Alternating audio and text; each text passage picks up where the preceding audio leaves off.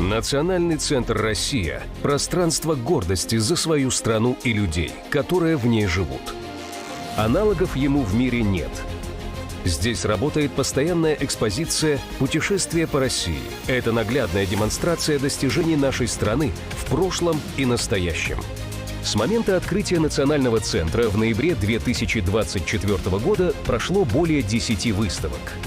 Мы сотрудничаем с лучшими производителями страны. В универмаге «Россия» можно найти продукцию, созданную руками и сердцем. В гастрономических рядах представлены кухни народов России. Через вкус можно многое узнать о стране, ее традициях и культуре. Национальный центр – это сотни культурных, образовательных, деловых и международных событий, важных для всего мира. Мы соединяем сердца на первом, единственном в мире свадебном фестивале. Это бережное сохранение традиционных семейных ценностей. Мы бережно храним память о подвигах героев и объединяем людей со всех уголков России, создавая живую связь прошлого, настоящего и будущего. Особое внимание уделяем молодежи и развитию их профессиональных навыков. В школах юного экскурсовода и журналиста мы признаемся в любви к родине. В 2029 году откроется новое здание Национального центра в Москве.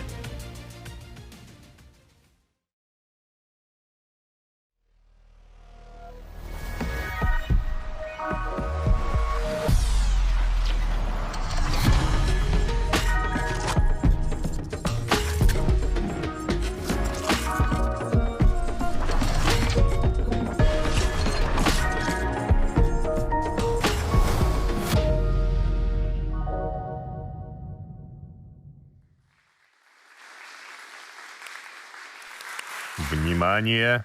Звучит государственный гимн Российской Федерации.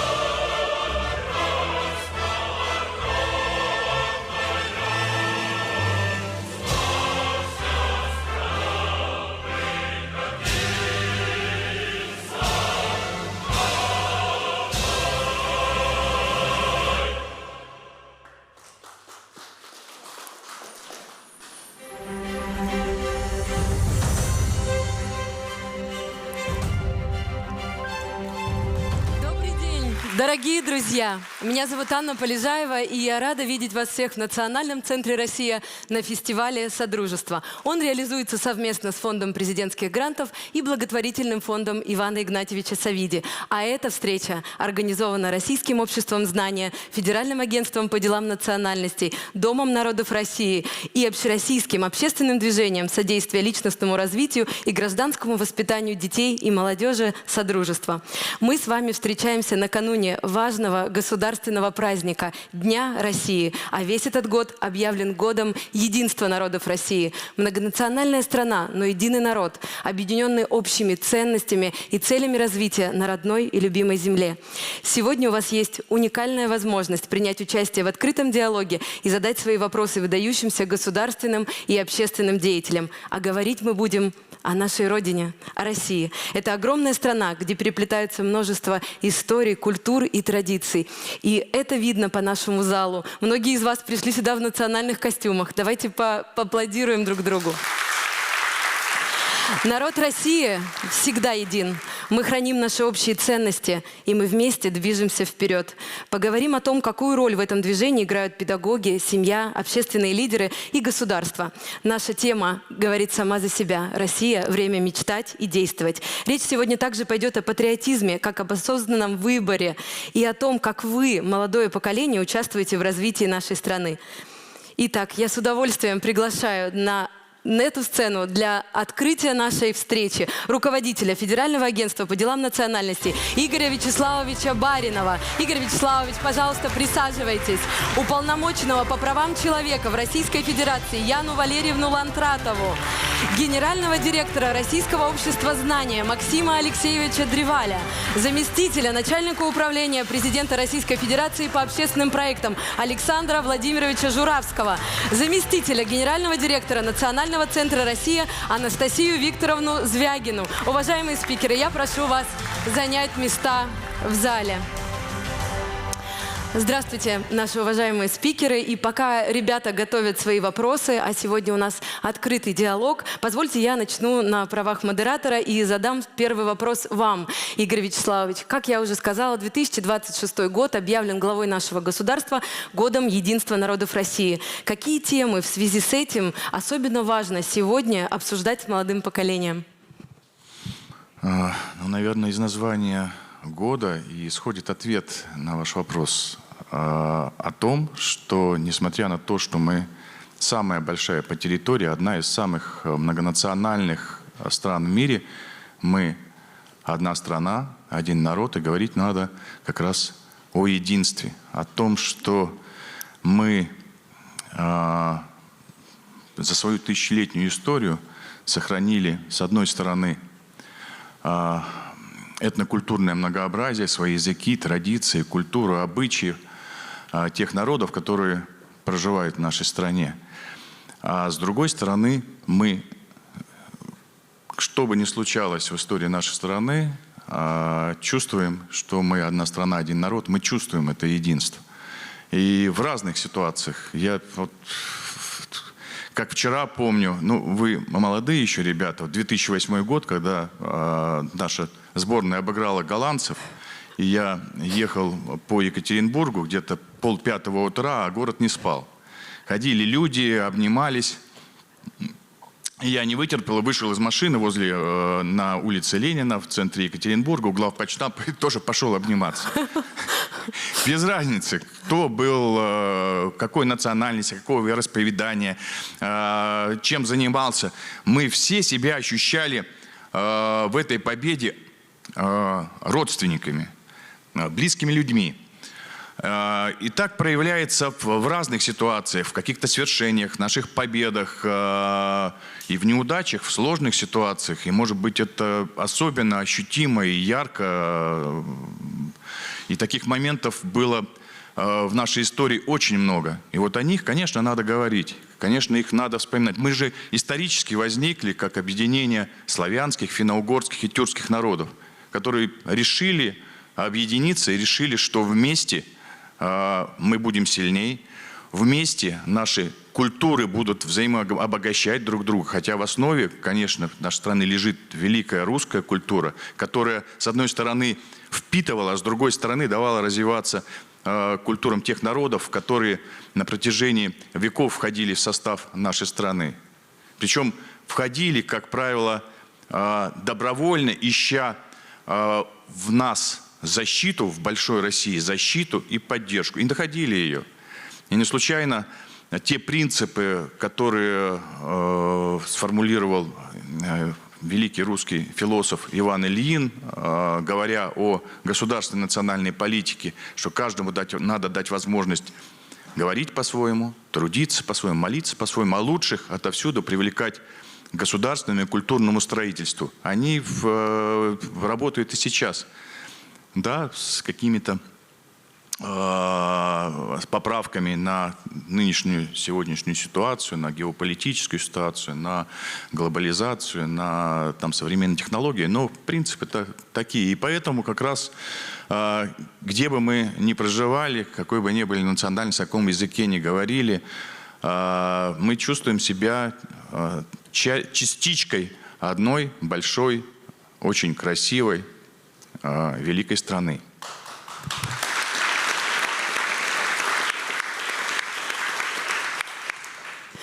То, что говорит Игорь Вячеславович, очень ярко раскрывает один из основных девизов года, который звучит как «Россия – семья семей». И, конечно, многие проекты, которые создавали ребята, проекты, которые в течение года вы создавали в своих регионах, раскрывали наш уникальный культурный код. Поэтому мы вами очень гордимся. Знаю, как вы все ждали встречу с нашим следующим спикером. С удовольствием передаю слово Яне Валерьевне. Яна Валерьевна, сегодня особенно популярность приобретает волонтерское движение. Вы стояли у истоков этого движения, создали Союз добровольцев России. Можете, пожалуйста, рассказать подробнее, как вы начинали свой путь? Спасибо большое, дорогие друзья. Я очень рада видеть вас сегодня. Вот зашла в зал, и сразу же такая радость. Действительно, такие все красивые, горящие глаза, улыбки. Я радуюсь, что у нас на самом деле просто лучшая молодежь. Говоря о волонтерском движении, я сама вышла из гражданского общества. Вот я вспоминаю мой путь, и когда я была совсем маленькая еще, училась в школе, в средних классах, я подумала о том, что да, учиться я учусь, но важно еще хоть что-то делать для своей страны.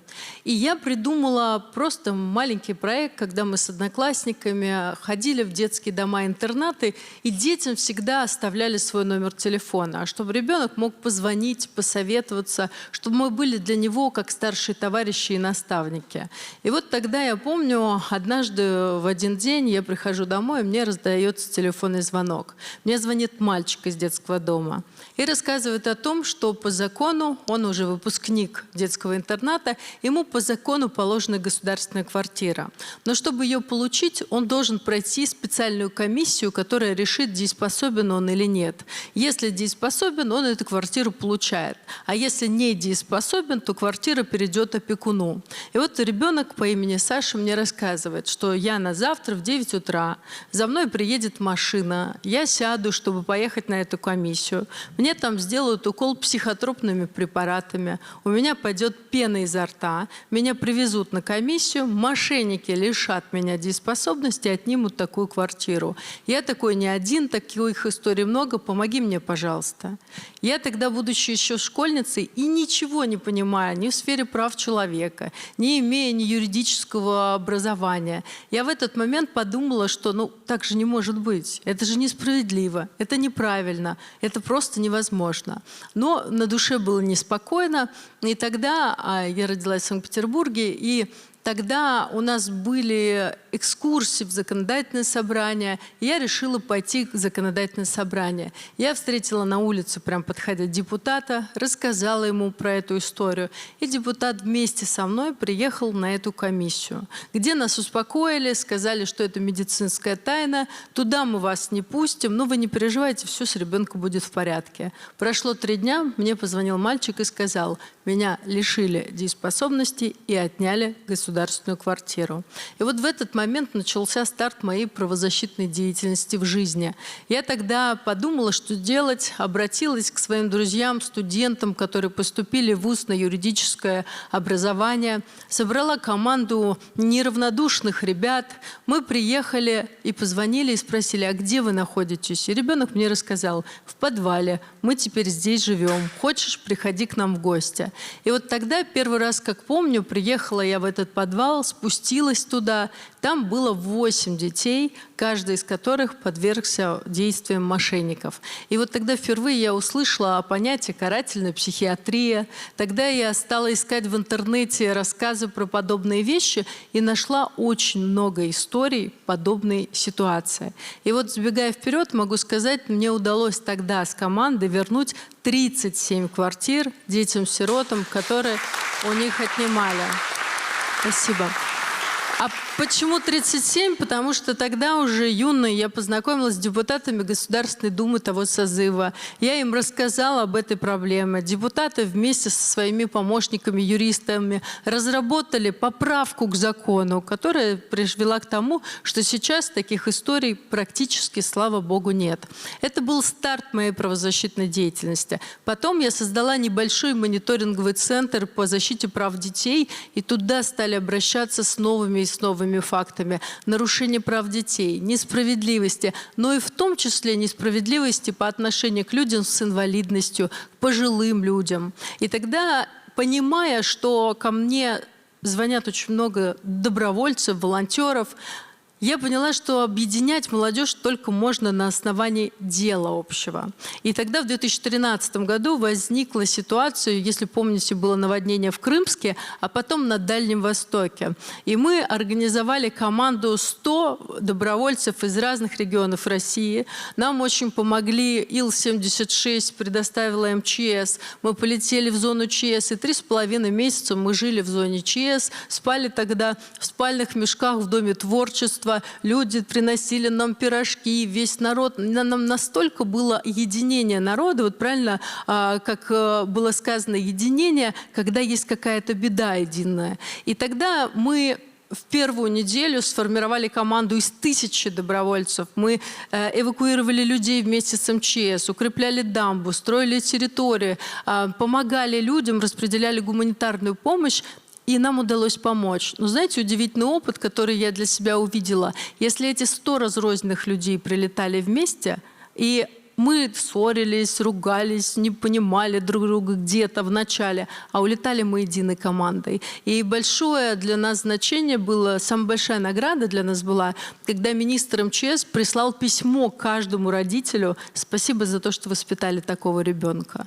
И впоследствии действительно мне удалось зарегистрировать Всероссийскую общественную организацию «Союз добровольцев России», которая стала представлена быть в 77 регионах нашей страны. Впоследствии я от нее вошла в Совет по правам человека при президенте, ну а потом началась история с Донбассом. Когда стали стрелять, когда страдали в первую очередь невинные дети, мы с волонтерами понимали, что нам нужно вывозить детей из зоны боевых действий. Дети там скрывались в подвалах, электричества не было, город был заблокирован. И мне позвонила женщина одна из Краматорска и сказала: вывезите их из зоны боевых действий. И вместе с командой первый город, который мы посетили, был город Горловка. Когда чуть-чуть стрелять переставали, мы детей собирали в автобусы и вывозили их из зоны боевых действий, меняя траекторию движения. И за всю историю Донбасса нам удалось вывести 2700 мам и детей и 127 больных и раненых деток на территорию страны.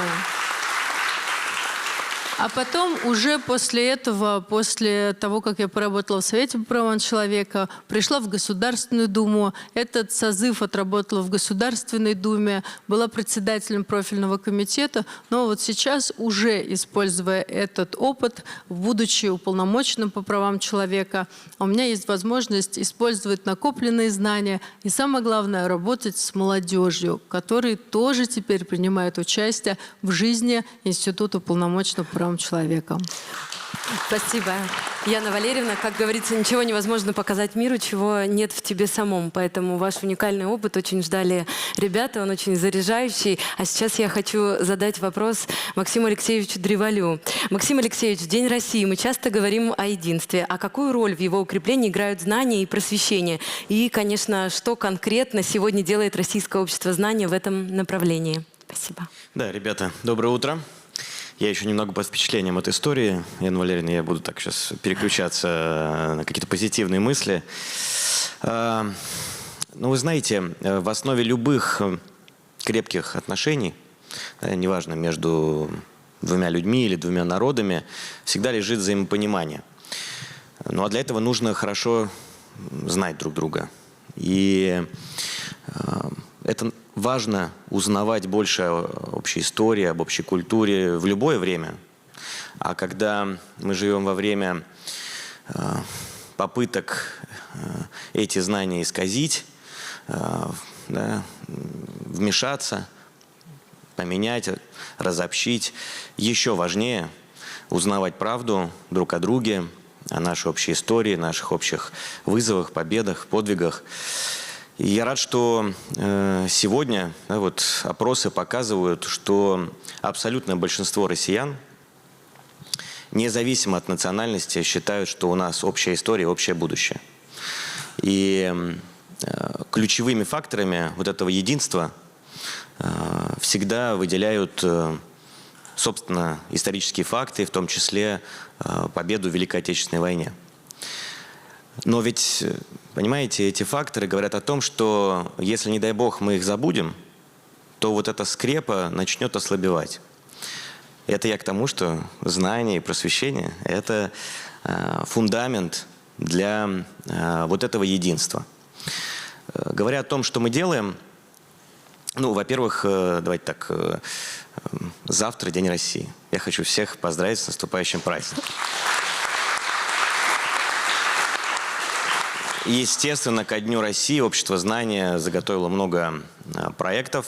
Запускается наша акция, и наши лекторы, эксперты, представители разных народов будут выступать на самых разных площадках по всей России.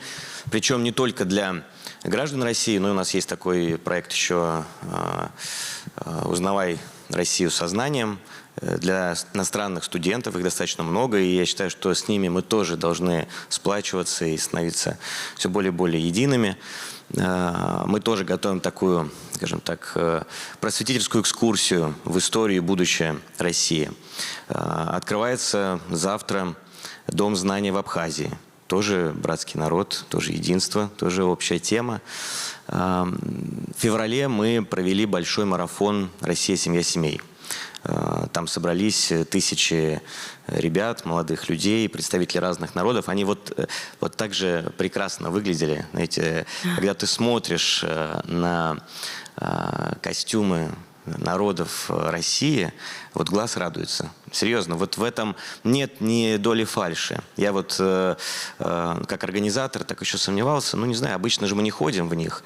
Но когда пришли очень много людей в своих народных костюмах, я видел в этом гордость, такую радость. И все обнимались, все как-то друг друга поддерживали. Вот в этом, знаете, прям олицетворение этого единства. Там президент, собственно, объявил год единства народов России. После этого состоялся в апреле наш марафон «Знание первый», и огромное количество выдающихся людей, представителей разных народов выступали на разных площадках нашей страны. Совсем скоро состоится второй. Он, конечно же, будет опять-таки связан с этой темой. И что приятно, он пройдет в рамках Всемирного фестиваля молодежи в сентябре в Екатеринбурге, где помимо представителей народов нашей страны еще соберутся представители практически всех государств.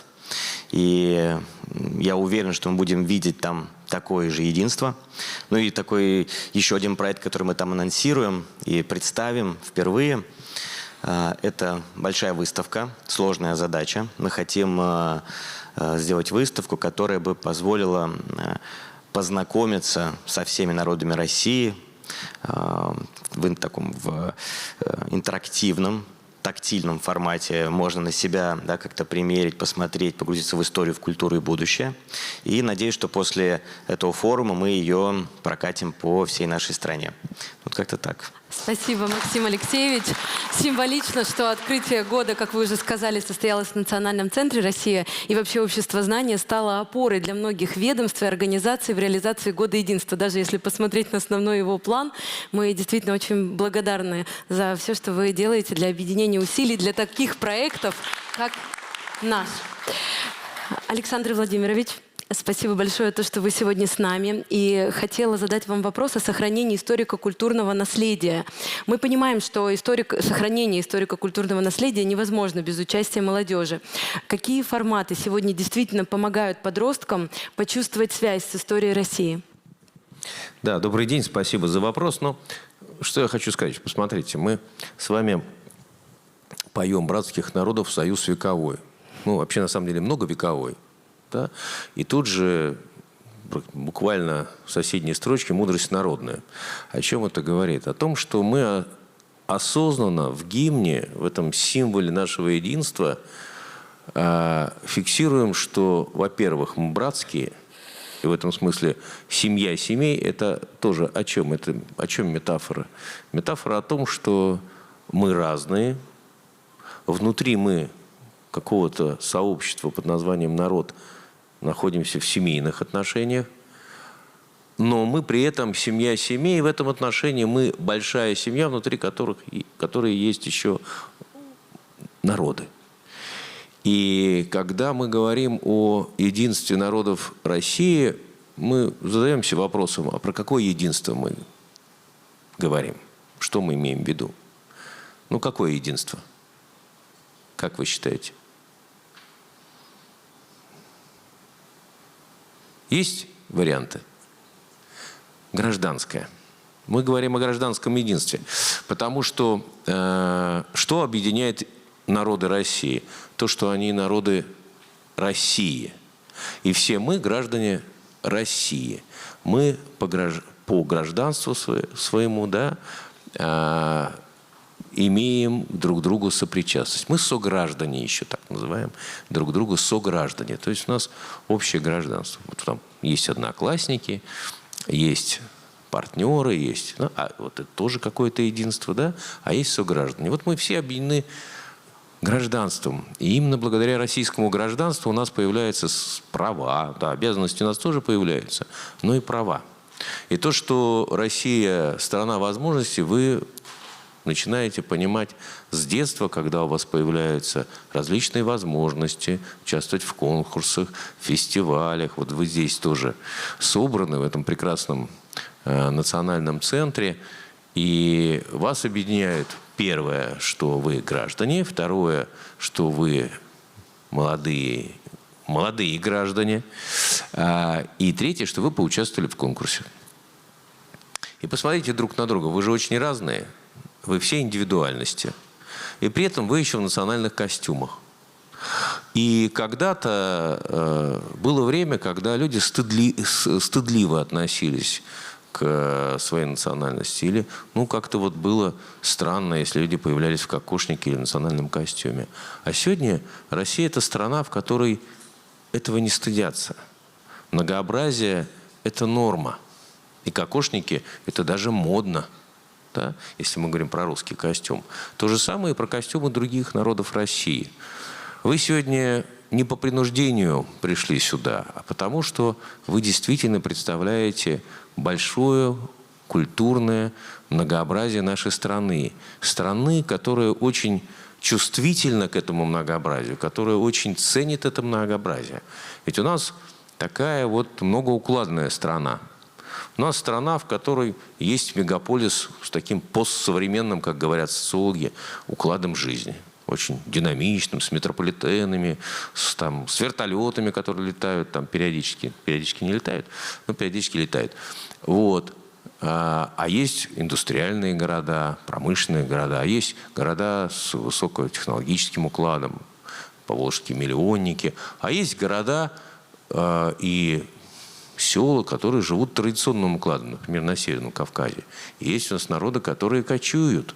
Они живут таким вот, ну, как говорят, архаическим образом жизни. Они ведут кочевой образ жизни. Они полгода кочуют из одной, там, Архангельской, например, области до Саха-Якутии, потом стойбище, потом обратно.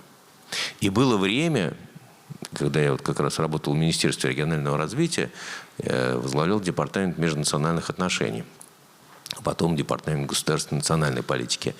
И мы занимались тем, что мы обеспечивали в том числе и права представителей коренных малочисленных народов, потому что у многих из них в паспорте было написано место прописки – тундра.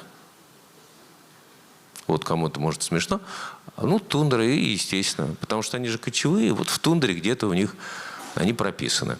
Ну, это означало, что у них нет некоторых возможностей, которые есть у всех нас. Им сложно было понять, где должны им предоставлять медицинские услуги, где там услуги, связанные с выплатами и так далее. И поэтому придумали концепцию, что их начали прописывать в каких-то конкретных муниципалитетах, да, и решили таким образом проблему. А как решить, например, проблему, если народ кочует, а как же получать образование? И тогда придумали, что выплачивают мамам, которые воспитывают детей, определенную субсидию. Да? Вот такая у нас удивительная страна. С одной стороны метрополитены, скоростные поезда, цифровые сервисы, госуслуги, в том числе сервисы, которым завидуют и за рубежом, потому что действительно такую мультифункциональность встретишь не во всех странах, можно сказать, и редко где встретишь. Может, Китай, да и мы. Вот. Если уж совсем по чесноку. А молодежь может себя реализовывать практически во всем. Потому что у нас есть волонтерские движения, связанные с культурой. У нас есть громадное количество центров молодежных и форм реализации молодого человека. Я не говорю, что там про конкурс продвижения первых, про возможности поехать на Тавриду, на Машук. На Машуке у нас прям это пространство, которое, кстати, вместе с общественным знанием в том числе, адаптировано именно по межнациональные смены. Таврида – это пространство, где молодые деятели культуры встречаются, общаются.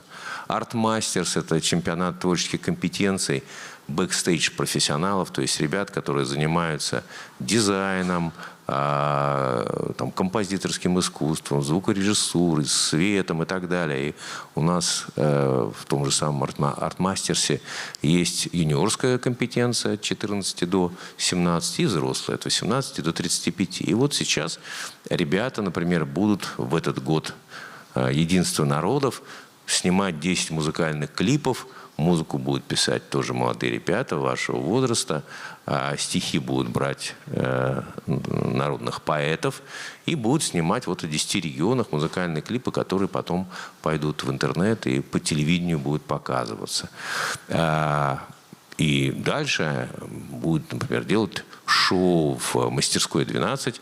Ребята по 5 компетенциям, это и стилисты, и художник по свету, мастерской, механик сцены, значит, дизайнер виртуальных миров и так далее, моушн-дизайнер. И вот такая будет создана команда из этих специалистов, их будет 10, и они будут делать такие шоу. То есть сегодня, неважно, хотите вы реализоваться как творческий человек, как молодой профессионал, в любой, в рабочей, в творческой профессии, хотите поучаствовать, получить компетенции сценариста, пожалуйста, в Артмастерсе есть и такие, продюсера, пожалуйста. И таких у нас чемпионатов очень много. И марафон общества знания, кстати, это тоже возможность что-то узнать о ваших возможностях, как граждан Российской Федерации, как представителей разных народов, которых объединяет как раз вот гражданство.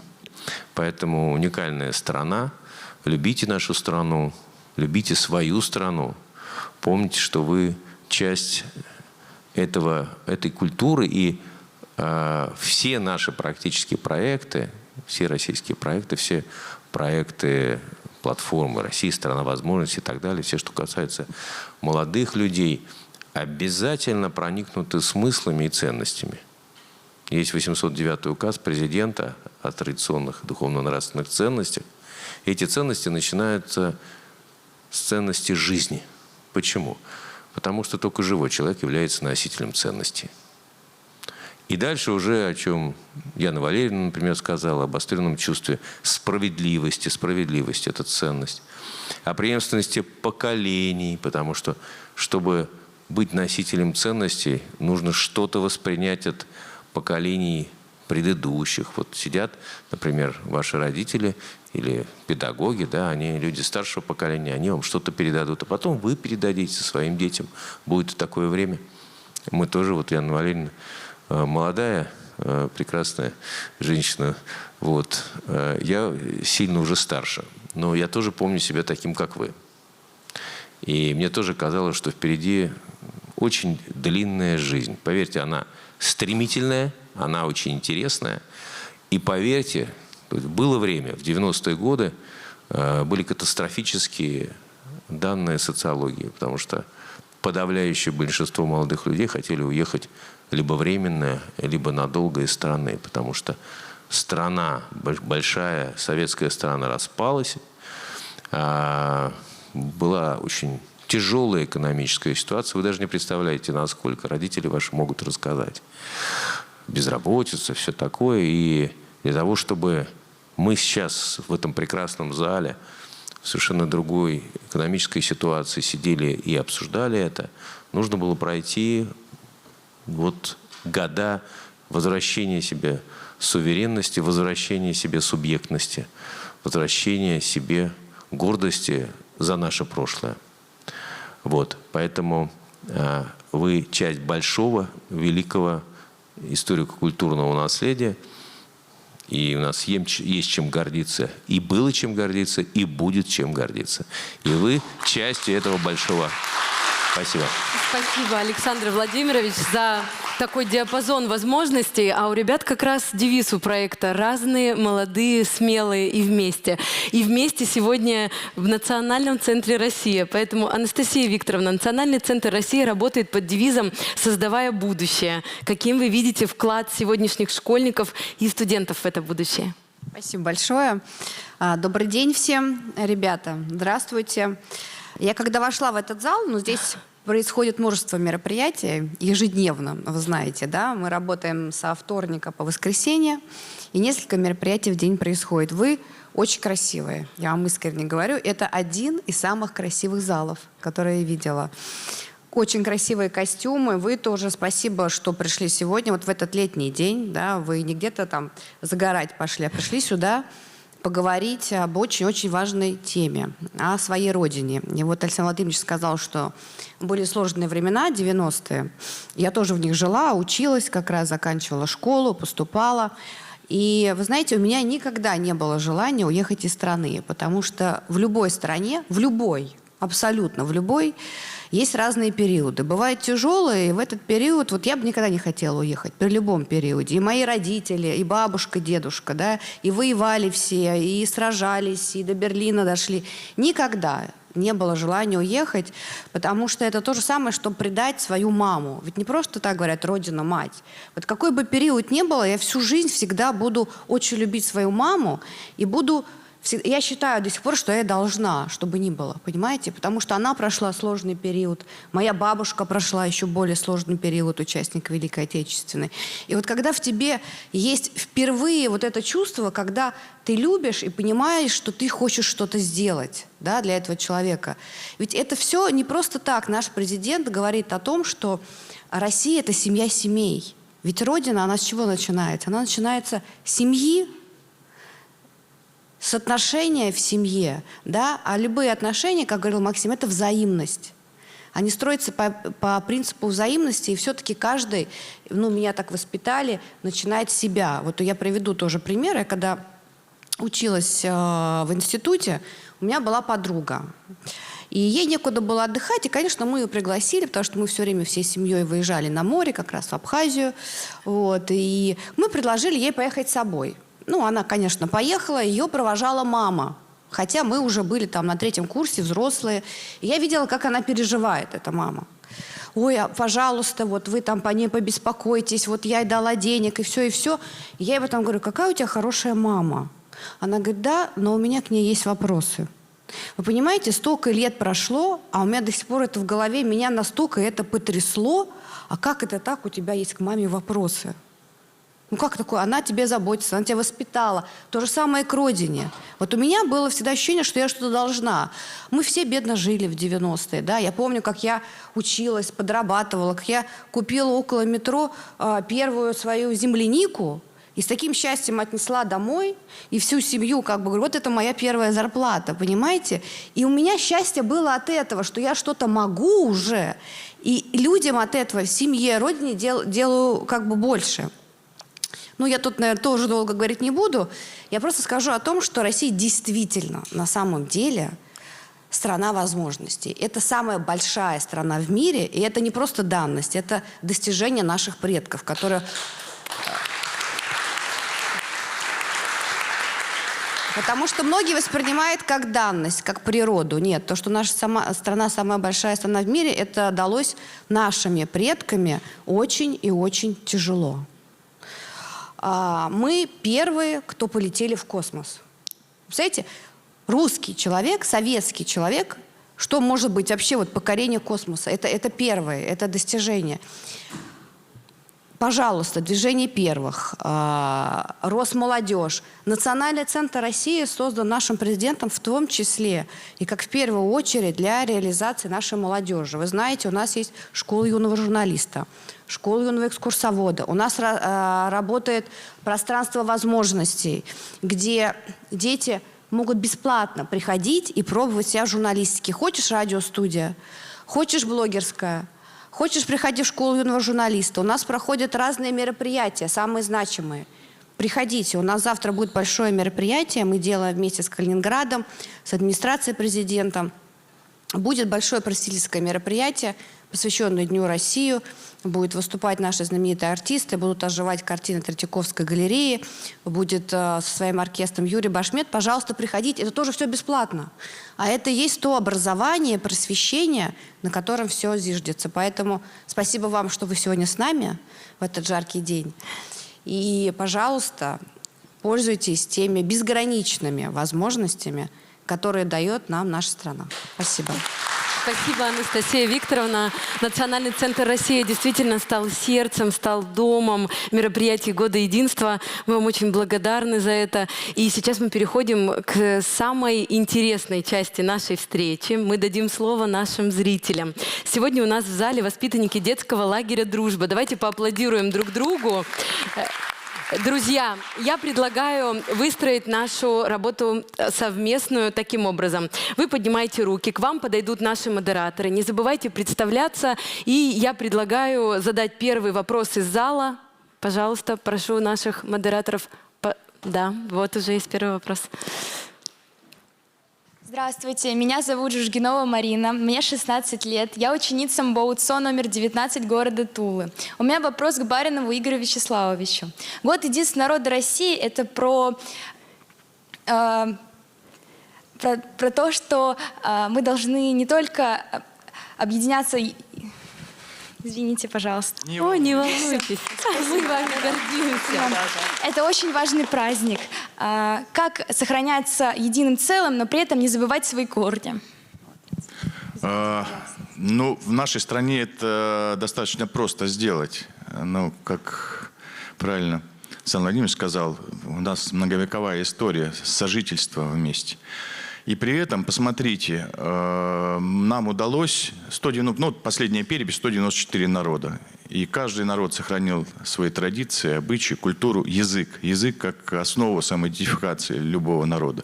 Но при этом мы чувствуем себя единым целым. И чтобы как-то так более понятно рассказать, приведу один пример. Ну, я избирался 3 раза в Государственную Думу, и уже когда работал в правительстве с одним из своих бывших коллег, мы разговариваем. Он сам из Дагестана. В возрасте, говорит, ты понимаешь, Игорь, я вот иногда себя ловлю на мысли, что я ощущаю себя и русским, и кумыком. Он кумык. Я говорю, а тебя это беспокоит? Он говорит, нет, просто начал с возрастом над этим задумываться. То есть для нашей страны вообще такая многоуровневая самоидентификация, она характерна. И в ней она не противоречит,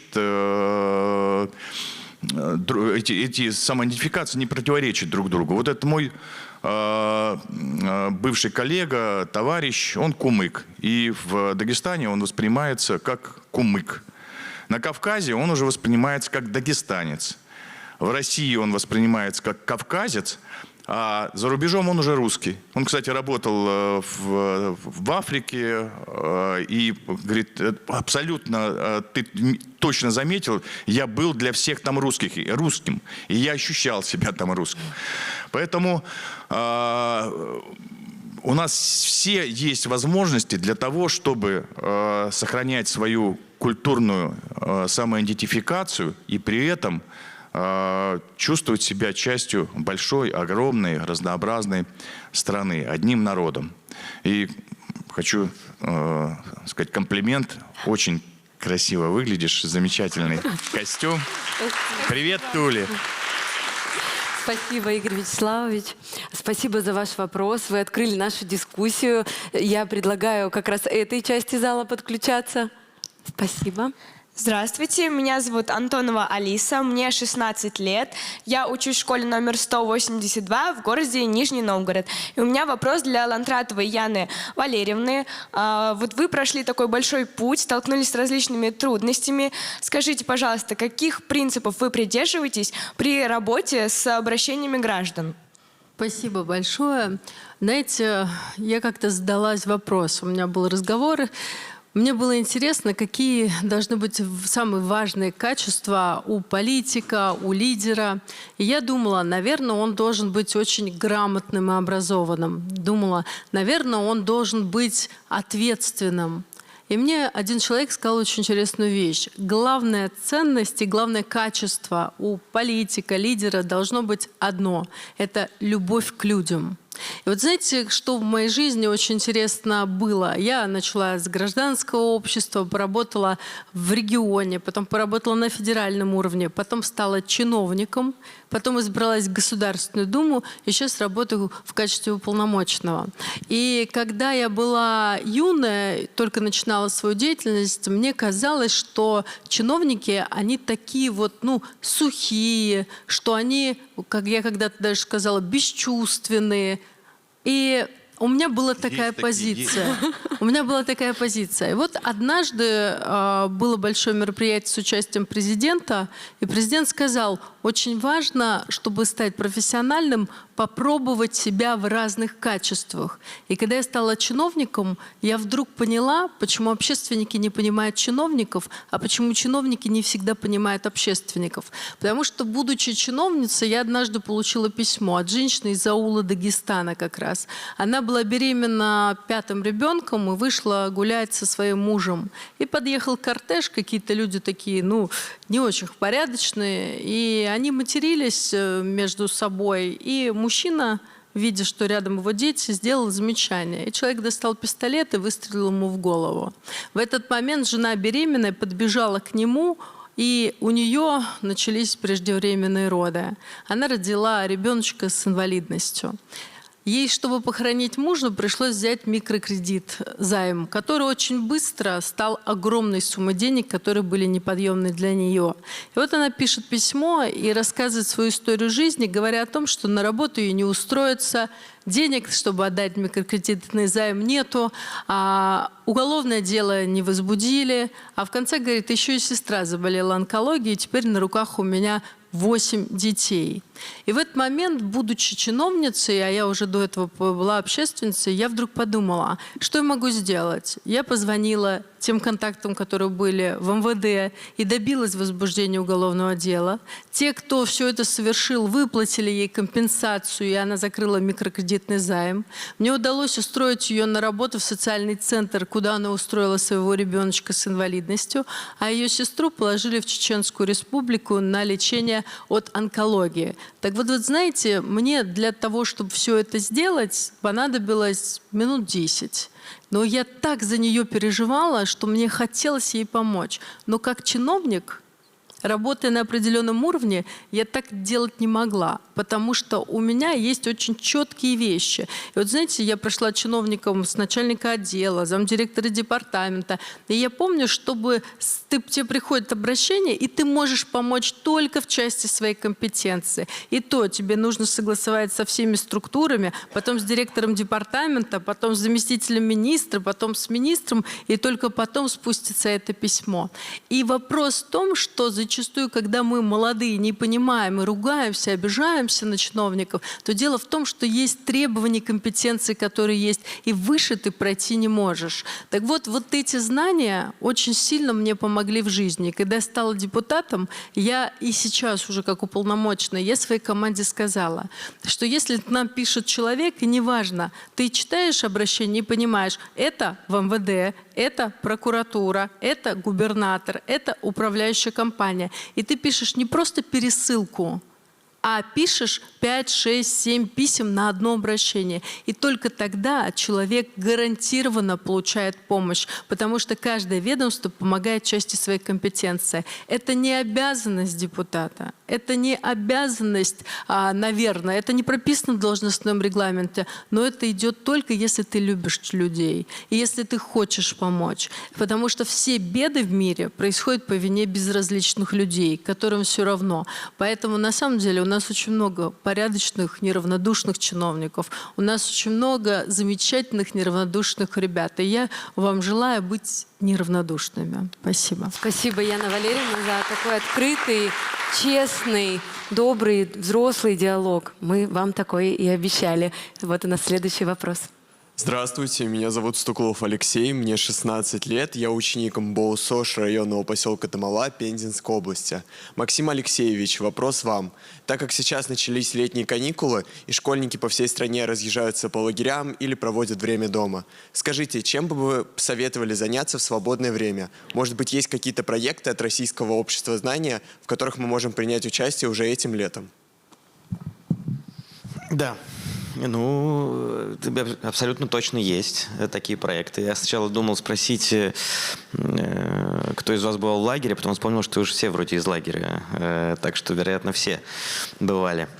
Друзья, смотрите, конечно, летом, если говорить про школьников, мы даем возможности лагерям. Кстати, недавно проводил опрос Артек, и они спрашивали, что сегодня вообще вот представляет собой лагерь, что от него ждут ребята, родители. И оказалось, что это не про просто отдых или море позагорать, а это запрос на разные развивающие, в том числе просветительские практики, форматы. И общество знания здесь готово поддержать, помочь. У нас большое количество наших интересных экспертов приезжают с мастер-классами по разным совершенно темам, разным навыкам в лагеря, устраивают кинопоказы, викторины, игровые форматы просвещения. Более того, мы решили пойти дальше, и чтобы сделать более массовый охват, решили помочь вожатым. Это тоже проводники знания. Юные, но проводники знания. И подготовили для них готовые сценарии, методички для проведения разных форматов такой групповой работы, чаще всего игровой или связанной с кино, с просмотром.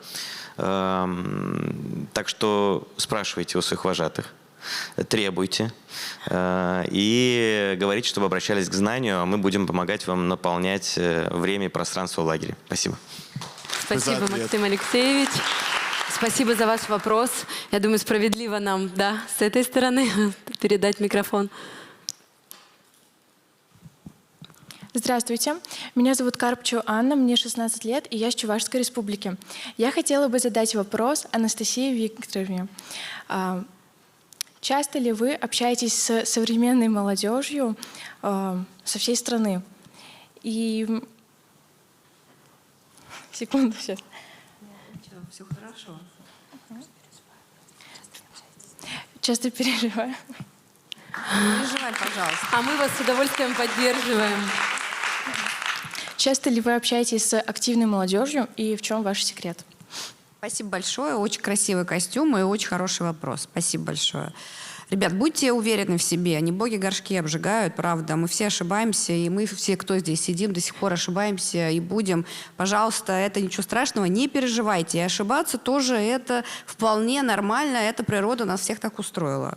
Все хорошо. Часто общаемся. У нас, вы знаете, здесь работает и школа юного журналиста, и школа юного экскурсовода. У нас проходят на еженедельной основе просветительские мероприятия, и в том числе и с обществом знания. Спасибо большое коллегам. У нас проходят масштабные культурные события. У нас работают волонтеры. Спасибо большое нашим добровольцам, Минобру. С нами уже заключили соглашение больше 50 вузов. И ребята бесплатно приходят сюда, помогают всем в организации мероприятий, в том, чтобы встречать наших гостей.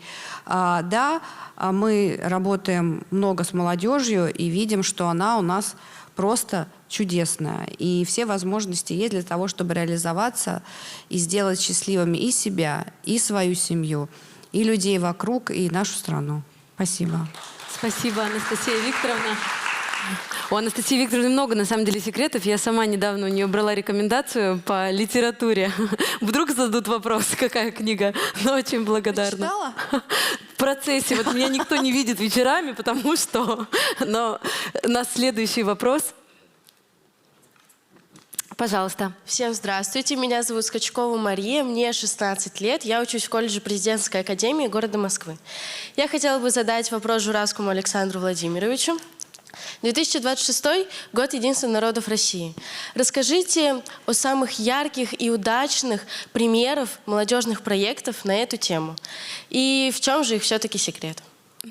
Все хотят секреты. Спасибо. Ну, это, конечно, не нам задавать вопросы про лучшие молодежные проекты, а вам их оценивать. Потому что на самом деле, было бы странно, если бы мы в год единства народов России все как один стали бы заниматься национальным вопросом, чтобы в следующий год заниматься другим.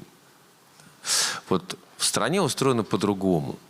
Мы все живем в этом многообразии. Мы же говорим «семья семей». Нельзя же находиться, быть семьей год, а потом все, занимаемся другим вопросом, забыли про семью. Нет, все устроено по-другому. Год объявляется президентом для того, чтобы акцентировать очень важные темы в нашей стране. Ну, был год семьи, например, да? Потом год защитников Отечества, год единства народов. И это не значит, что мы занимаемся этими вопросами только год. Нет, мы обращаем внимание и свое, и органов власти, и общества, да и, в общем-то, мира на то, что является уникальными нашими особенностями. А если говорить о том, что уникального в этом году, потому что весь год мы занимаемся этими вопросами и межнациональными отношениями, гармонизациями их, и культурой народов России, но если говорить о каких-то особенных событиях этого года, то я могу сказать, что 4 ноября в Нижнем Новгороде впервые состоится фестиваль народов России. Естественно, очень много там будет молодежных проектов. И он будет впервые, но дальше он будет кочующим. Ну, что это означает? Что другие города будут участвовать в конкурсе на право проведения такого фестиваля 4 ноября. И вот с этого года ежегодно будет проходить такой фестиваль, и это вот особенности этого года. В этом году, вот Максим Алексеевич уже об этом упоминал, в Екатеринбурге в сентябре состоится Международный молодежный фестиваль. Там будет 5000 наших сограждан, то есть россиян, и 5000 ребят из-за рубежа, молодежи из-за рубежа. И там будет и разные шоу, и разговоры, и батлы, и TED-шоу, и TED-презентации, и много еще чего.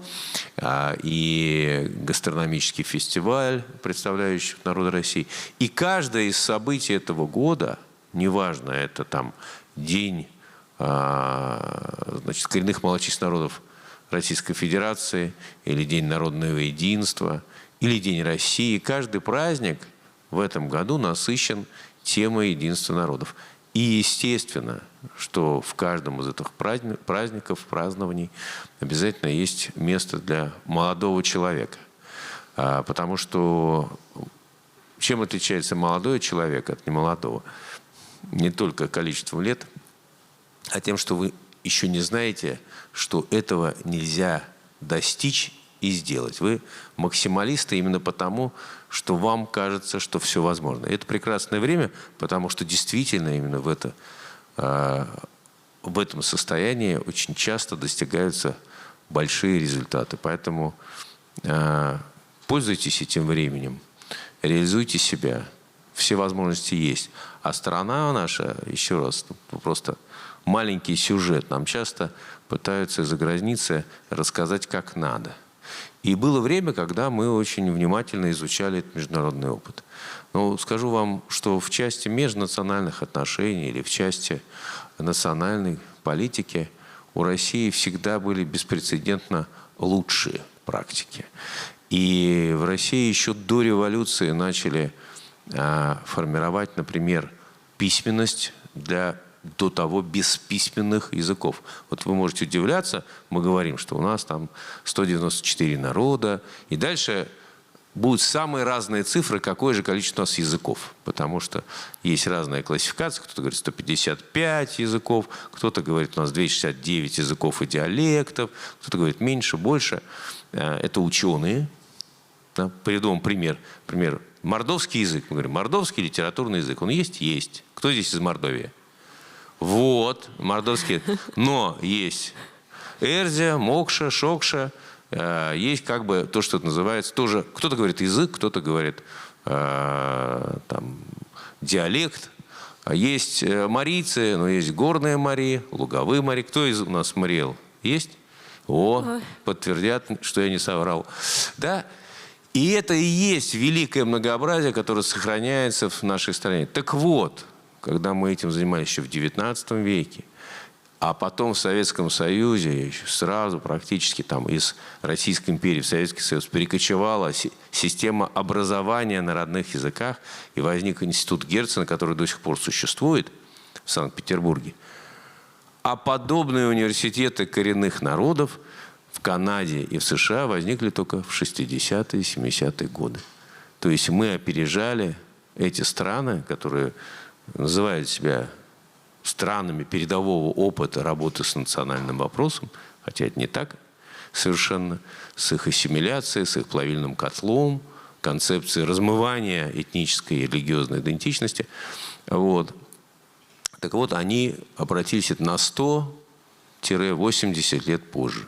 Вот разница и дистанция, когда у нас уже была система образования, обучения, создание письменности для десятков народов. Вот просто даже за период Советского Союза с 17 по 1934 год было создано около 46 алфавитов для 46 народов. Представляете, как работали мы?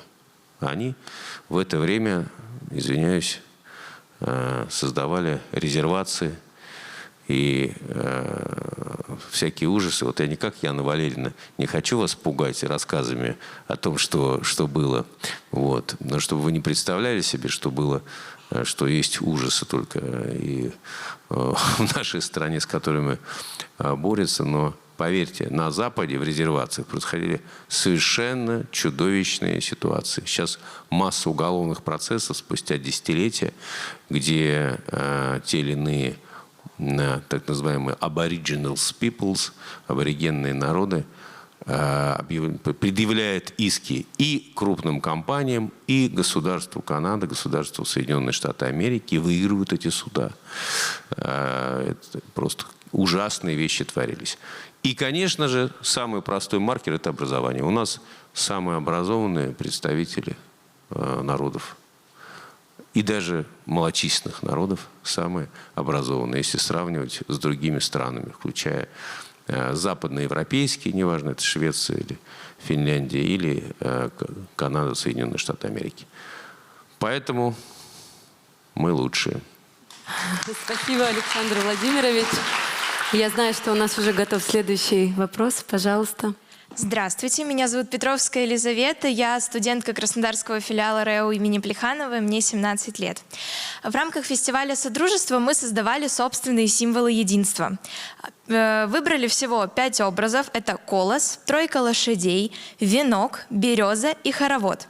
А какой символ единства могли бы назвать вы? Как вы считаете, что лучше всего отражает многообразие нашей большой страны? Спасибо, дорогая. Я понимаю, что это вопрос ко всем спикерам, поэтому я предлагаю начать, Игорь Вячеславович, с вас и дальше передать следующему спикеру. Во-первых, хотел бы сказать, что вы молодцы. И здорово сгенерили символы для нашей страны. Но мне кажется, что нас можно вообще в принципе ассоциировать с такой большой и сильной рекой, у которой много притоков, которые вливаются в нее. И при этом каждый приток, он же своеобразен сам по себе, но река оставляет его таким, как он есть, не убивает своеобразие, а только принимая в него воду и становясь сильнее. Так и мы вбираем в себя огромное количество народов с их культурой, традициями, обычаями и становимся от этого сильнее. Поэтому нам все по плечу. Яна Валерьевна. Знаете, очень трудный для меня вопрос. На самом деле это удивительно, потому что каждый из тех образов, о которых вы говорили, он как раз ассоциируется с нашей страной. И действительно, она настолько великая, настолько многогранная, настолько абсолютно разная, но все равно мы вместе. И с одной стороны, мне почему-то пришло сейчас в голову вот этот уникальный пейзаж вот этой тихой русской природы. Вот такой уникальный и вроде бы с одной стороны простой, но такой настоящий, такой необычный. И уже к этому пейзажу можно добавлять любые те образы, которые придумали вы. Максим Алексеевич. Ну, знаете, у меня в продолжение того, что говорил Александр Владимирович, мне кажется, главный символ единства – это все-таки флаг России. У меня образа лучше не возникает. Наверное. Да. Спасибо, ребят. На самом деле потрясающую креативность вы проявили, потому что действительно все, о чем вы говорили, это символ единства, символ множественности во единстве. И это хорошие образы. Но понятно, что есть государственные символы, которые нас всех объединяют. Это действительно и гимн, и герб, и флаг Российской Федерации. И это то, что делает нас с вами частью большого, единого, общего, и цивилизационного, и странового, государственного. Вот. Но у меня, как это ни странно, у меня образ птицы Феникс.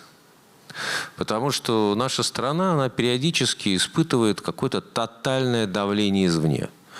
Ее постоянно пытаются втянуть в войну. Мы на самом деле очень иррациональная страна, нерациональная страна. Потому что рациональные страны не спасают мир. Рациональные страны живут ради коротких дистанций, ради корыстных интересов. А нам это чуждо. Мы так много спасали Европу, мир. Мы часто делали совершенно нерациональные и непрагматические действия. И, как показывает история, это происходит несколько раз в столетие. Вот. И в 20-м, и в 19-м, и в 18-м, и в 17-м. Посмотрите, изучайте историю. Но при этом мы самая большая страна в мире. При этом мы, вот так, если уж по-честному, одна из 3 стран, которая является центром силы, которая определяет правила игры. Поэтому птица Феникс. Да, мы каждый раз возрождаемся, иногда из пепла послевоенного, иногда из пепла после распада большой страны Советского Союза, когда, казалось бы, все уже, экономика подорвана, армии нет, олигархи и все такое. Да. Но смотрите, и так будет всегда, потому что это большое мистическое, громадное место, место силы, как говорят геополитики, Хартленд. Вот, понимаете? У нас, у России очень много названий. Быть сопричастным этому большому мистическому месту, которое находится под покровом небесных сил, это большое счастье. Анастасия Викторовна. Спасибо большое. Но вот Александр Владимирович сказал, ну, конечно, тут дополнить сложно. Вот, целиком полностью согласна. Строится новое здание Национального центра, и про Покров, под покровом сил небесных, под которым находится Россия, строится новое здание Национального центра России. У него крыша тоже сделана как покров небесных сил. Вот. Мы не знали, не общались до этого, но вот что значит, да, высшие силы небесные. Спасибо за ваш вопрос. Это хоровод. С моей точки зрения, это хоровод. И мы в Национальном центре России здесь тоже постоянно проводим мероприятия в честь этого года. И мы проводили хоровод. Показываем разные танцы разных народов. И вот у нас была презентация, у нас был открытый диалог. К нам приезжало около 70 стран мира. И мы сами, когда смотрели, мы не верили. То есть иностранцы не понимали, это что, это ваша Россия или это вы со всего мира коллективы привезли? И мы иногда не верили, насколько наша страна разная и интересная. И когда ты смотришь вот культуру, вот на одной сцене 1,5 часа идет мероприятие, ты, ну, вот не веришь, необыкновенное ощущение. У нас следующее наш такой спектакль, он будет в ноябре, как раз вот, когда у нас будет единство. Тоже всех приглашаю, приходите. Спасибо. Спасибо, Анастасия Спасибо Викторовна. вам большое за такие интересные развернутые ответы. И позвольте, пожалуйста, вам вручить небольшие подарочки. Это брелочки как раз-таки с теми символами единства, которые создавали участники нашего фестиваля. Пожалуйста. Спасибо большое. Мне так неожиданно приятно. Ой, как и здорово.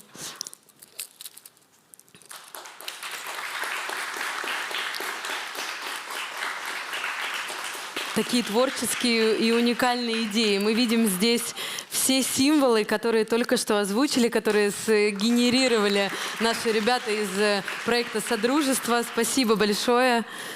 Благодарим вас. Это, знаете, как у нас у каждого в России есть уникальный компас ценностей. Это наше русское сердце, русское слово звучит гордо. И все ваши символы мы также забираем как символы важные и значимые для всей нашей многонациональной страны. Спасибо, друзья.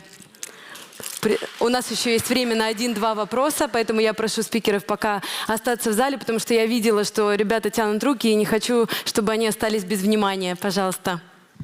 Здравствуйте, я Ширинкин Дмитрий, мне 15 лет, я учусь в средней школе номер 3 Грибанского района Воронежской области. И у меня вопрос для всех гостей.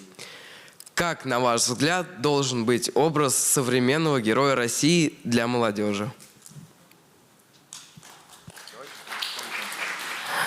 Да, давайте тогда теперь, Анастасия Викторовна, с вас начнем. Раз вопрос ко всем нашим спикерам, то пусть у нас будет хоровод. Современный образ героя сейчас для меня это образ наших воинов, которые участвуют в специальной военной операции. Это очевидно. Мы говорим про самую большую в стране мира всегда, да, и говорим про то, что это достижение всех наших. Вот они сейчас никому не позволяют отнять у нас это достижение. И они защитники, они защищают детей, которые там, семьи, которых много лет уничтожали, убивали. И они защищают нас с вами, в частности, мы все сейчас здесь сидим, они нас защищают, они позволяют нам развиваться, нашей стране. Наверное, для меня это образ героя, людей, которые жертвуют своей жизнью, самым дорогим, что есть у человека, ради страны и ради других людей. Спасибо. Александр Владимирович. Да, спасибо. Но, знаете, я ответил на вопрос своим романом. Я написал роман «Альтернатива». Он, правда, 16+, не все, наверное, не всем можно читать. Но и там как раз главный герой – это как раз ветеран специальной военной операции, которая после комы просыпается в 2033 году. И в 2033-2034 году, в общем, по сути, вместе с многонациональной командой спасает мир от глобальной катастрофы. А мир очень сильно изменился. Всего он живет в преддверии второй Ялтинской конференции. Мир должен сойтись и договориться о правилах игры. Вот. Так вот, во-первых, конечно, человек, который защищает. Человек, который служит. Это герой. Человек, который... А наше служение, оно не такое, как служение, например, в западных странах. И наш герой отличается от западного героя тем, что для них герой – это супергерой. Вот супергерой. Там, вселенная Марвел. Вот она из чего? Что она так? Что это себе представляет? Все же смотрели, наверное, кино. Вселенная Марвел – это вселенная, состоящая из супергероев. Супергерой – это кто? Человек, обладающий суперспособностью. Он эту суперспособность приобрел благодаря чему? Не благодаря чему, а просто в силу своего генезиса. Вот у него там родственники были супергерои. Или потому что там ему кто-то вколол в результате какого-то биологического, химического опыта. Или инопланетяне его забрали и сделали супергероем. А наш герой какой? Наш герой всегда типологический. Герой, который преодолевает. Герой, который жертвует собой. Иногда делая сложный выбор между долгом и жизнью, долгом и даже семьей, как это не страшно звучит, потому что это настоящий экзистенциальный выбор героя. И наши герои, типологически, это герои, которые готовы пожертвовать жизнью ради близких. У нас поговорок таких много, да? «Сам погибай, товарища выручай», например, да? И много-много еще другого. Та самая мудрость народная, которую мы поем в гимне, которая нам говорит об этом коллективном героизме. И один в поле не воин, и много еще чего. И это тоже наш коллективизм, это тоже особенность нашего менталитета. Поэтому вот такие наши герои. Спасибо, Александр Владимирович. Максим Алексеевич, вам слово. Вы знаете, в России всегда было, есть и будет очень хорошо с примерами, с образами героев. Ну, конечно, это защитники, конечно, это те, кто сегодня сражаются за наше будущее. Но это и ученые, которые, не покладая рук, работают над нашим суверенитетом, над нашим комфортным, успешным будущим. Наши спортсмены, которые своим примером вдохновляют всех нас никогда не сдаваться, верить в невозможное. Герои окружают нас повсюду. Вот я послушал истории, которые Яна Валерьевна рассказала. Для меня Яна Валерьевна тоже образ героя. Это отличный пример. Многие из вас, ребята, герои. Герои, потому что помогают родным, помогают фронту многие из вас, помогают школе, своему городу и хотят нести вклад в будущее, вклад для своей страны. Поэтому я рад, горд и, наверное, желаю вам окружить себя примерами таких героев, наставников и соответствовать. Знаете, это большая ответственность. Нужно, чтобы наша жизнь, наши поступки, наш выбор всегда соответствовали примеру наших героев. Спасибо, Максим Алексеевич. Яна Валерьевна. Вы знаете, действительно, наши герои — это наши защитники. И каждый из моих коллег сегодня об этом сказал. Герои, которые ценой своей жизни, которые, рискуя своей жизнью, защищают свою страну. Для меня герои — это те волонтеры, которые изготавливают окопные свечи, Для меня герои — это те люди, которые в глубинках сушат овощи, чтобы сделать домашние супы для наших ребят в зоне СВО, чтобы передать им, чтобы они могли там покушать домашнюю еду. Для меня герои — это молодые ребята, и мы их собирали на площадке, которые шли мимо, увидели, что тонет ребенок, и спасли этого тонущего ребенка, вытащили кого-то из подвала. Для меня герои — это те, кто просто не прошел мимо. Это люди, которым не все равно. Это те, кто любит людей, любит свою страну. И мне очень понравилось, как Анастасия приводила пример про родителей. Я вот слушала и думала, как же вот точно сформулировано те чувства, которые я ощущала внутри себя. Потому что зачастую слышишь слова там «страна должна», страна должна, страна делает. Государство очень много делает, в том числе и для молодежи. Посмотрите, какие уникальные у нас патриотические молодежные форумы, проекты под разные компетенции, то, что делает администрация президента, что делают разные ведомства для молодежи, это уникально. Я помню, когда мы начинали, такого не было. Нам очень хотелось, но таких возможностей, как сейчас, просто не было. А сейчас они есть. И все для этого делается, и благодаря нашему президенту, который очень внимательно относится к молодежи и любит молодежь. И поэтому самое главное задать вопрос не «что страна должна сделать для тебя», а «что ты готов и хочешь сделать для своей страны». Поэтому быть героем может абсолютно каждый. Мы разные, но быть героем может каждый. Спасибо, Яна Валерьевна. Игорь Вячеславович. Ну, кстати, непростой вопрос ты задала, такой философский, молодец. Мы здесь с Александром Владимировичем Журавским, ну, как он уже сказал, много старше всех здесь присутствующих, далеко за 50, я уже бы даже сказал, ближе к 60, несмотря на то, что мы так молодимся с ним. Вот. И в нашем детстве, когда и юности, да, ближе через 2 года, 60. Сам как задумался, сейчас начал думать, как вам отвечать, и испугался этой цифры. Вам же сейчас не верят, все в Яндекс забивают биографию, поэтому отвлекли. Не, ну, видимо, на себя. Видимо, много детей у нас с Александром Владимировичем, и много общаемся с молодежью. И, наверное, от мамы с папой, наших, от мам с папой. Так вот, когда мы учились в школе, когда взрослели, для нас все было понятно с героями. Это были герои труда, это были герои войны, это герои космоса, это были исследователи Арктики, путешественники и так далее.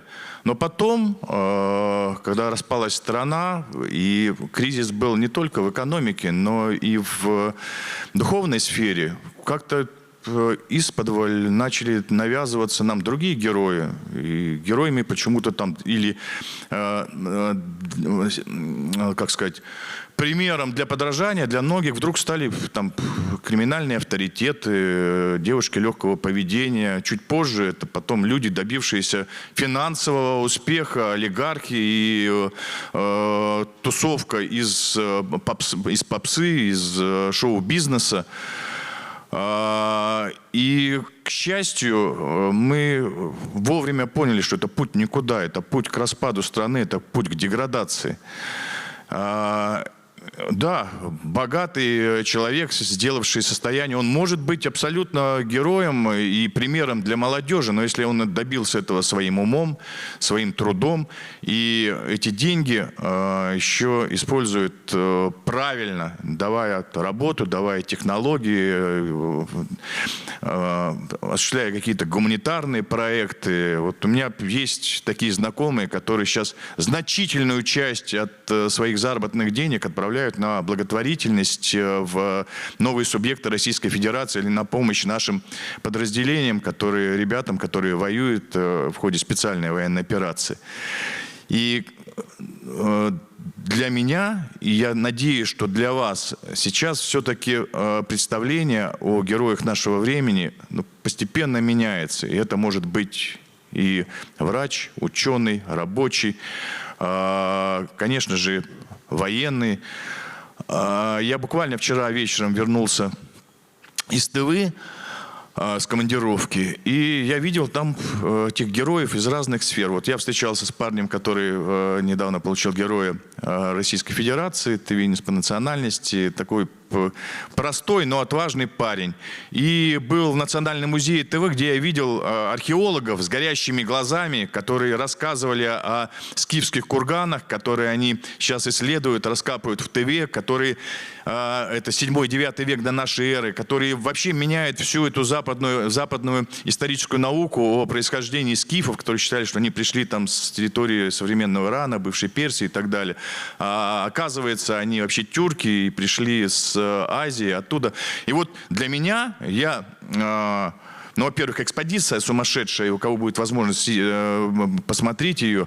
Вот. А с другой стороны, вот для меня эти люди были настоящими героями, которые с горящими глазами рассказывали об своих научных исследованиях.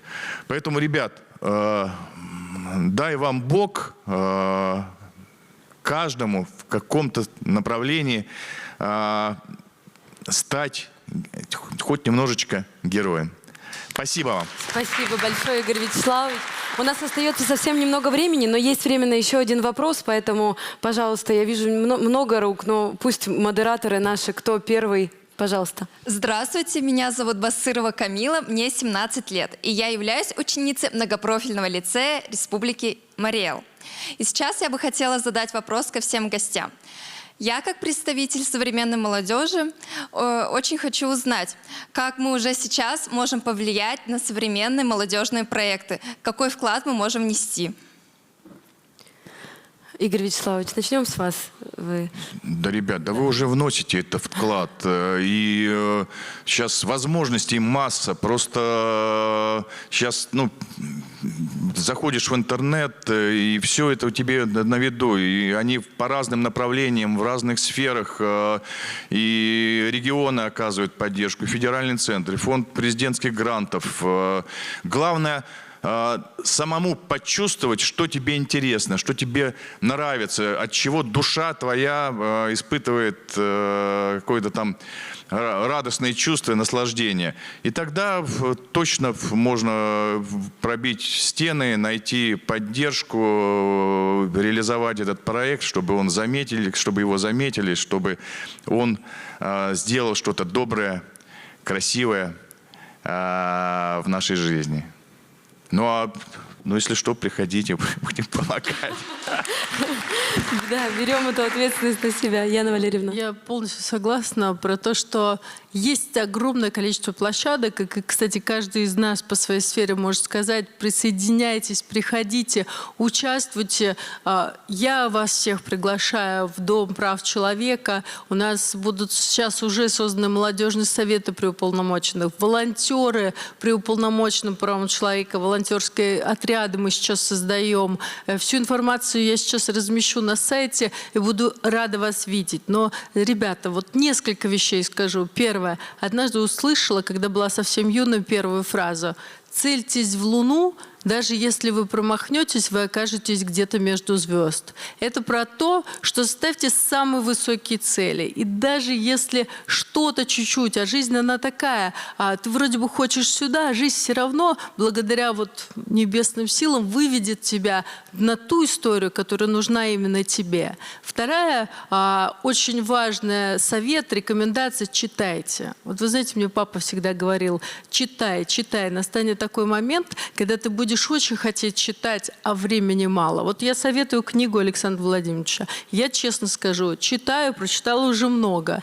И всегда переживаю, и вот Анна просто тоже про это говорила, что вечерами меня найти не могут, потому что после вот этих стопок документов у тебя так мало времени остается на чтение, и ты начинаешь находить возможность в самолете, в переезде, в машине. Это очень важно и нужно. Это дает и аналитические способности, и умение потом выступать, говорить, и кругозор. Это очень важно для молодежи. И еще скажу одну вещь. Знаете, мне очень нравится эта фраза и пожелание к вам. Знаете, бегите к своей мечте. Если не можете бежать, идите к своей мечте. Если не можете идти, ползите к своей своей мечте. А если не можете ползти, хотя бы лежите в сторону своей мечты.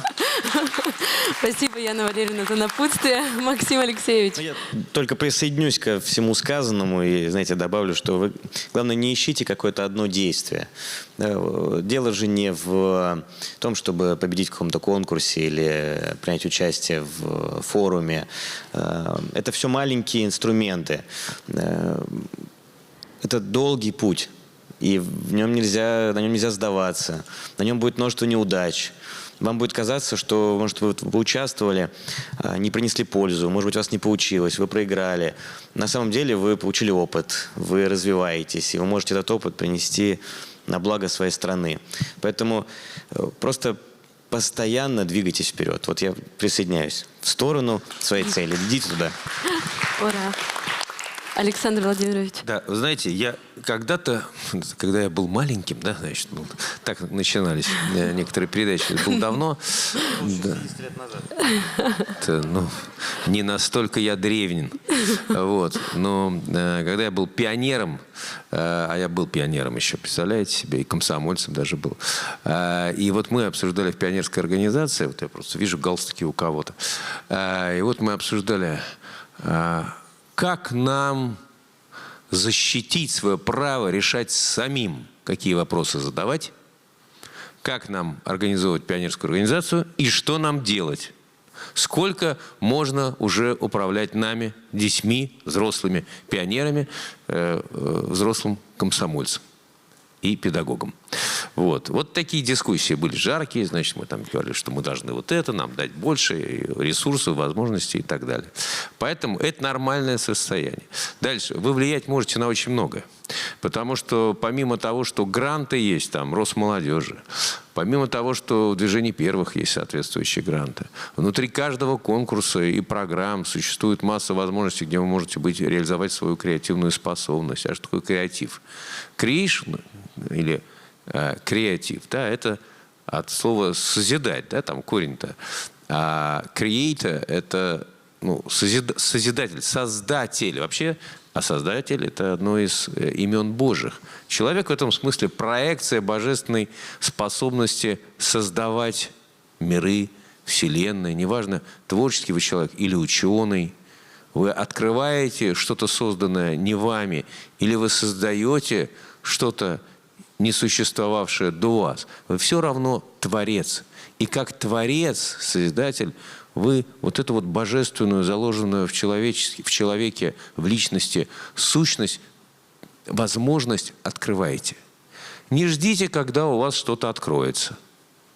Да? Под лежачий камень вода не течет. Проявляйте активность. Не беспокойтесь, если на вашем пути будут встречаться люди, которые будут убеждать вас, что вы идете не в том направлении, занимаетесь не тем, что это не получится, что пройденный путь, безусловно. Опыт – прекрасная вещь с точки зрения того, знания, куда не надо идти точно, куда нужно идти точно, но между этими точными знаниями пролегает бездна возможностей. Поэтому пользуйтесь этой бездной. У меня в управленческой практике есть тезис, которым я учу всех своих сотрудников, которому меня когда-то научил один умный человек. Нет проблем, которые невозможно решить. Есть люди, которые не хотят или не могут их решать. Поэтому все в ваших силах. А рядом всегда найдется взрослый, а иногда и не взрослый человек, который вам поможет. Спасибо вам. Спасибо, Александр Владимирович. Анастасия Викторовна, вам слово. Как можно повлиять? Легко. В нашей стране легко. Вот расскажу пример, буквально месяц еще не прошел. На ВДНХ, движение первых, мероприятие. Приехали дети со всей страны. Мы презентовали там нашу школу юного журналиста. И парень из Нижнего Новгорода, активный, тянет руку. Надо быть уверенным в себе, не наглым, но уверенным. И говорит: а что? Это что, у вас только в Москве? Я говорю: ну да, вот у нас филиал в Москве, сейчас в других регионах открывается, но пока да. А мы бы тоже хотели учиться. А как нам? Давайте онлайн обучение. Ну как же, будем там, да, приезжать. Я говорю: давайте, хорошо. Со следующего года мы вводим онлайн обучение. Вот пример. Вот так можно повлиять. Спасибо, Анастасия Викторовна. Мы благодарим наших уважаемых спикеров за ваши благопожелания. Мы благодарим наш зал за ваши открытые сердца.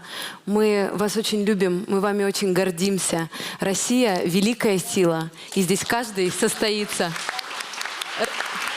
С нами сегодня были Игорь Вячеславович Баринов, Яна Валерьевна Лантратова, Максим Алексеевич Древаль, Александр Владимирович Журавский и Анастасия Викторовна Звягина. Спасибо вам и до новых встреч на мероприятиях Общества знания.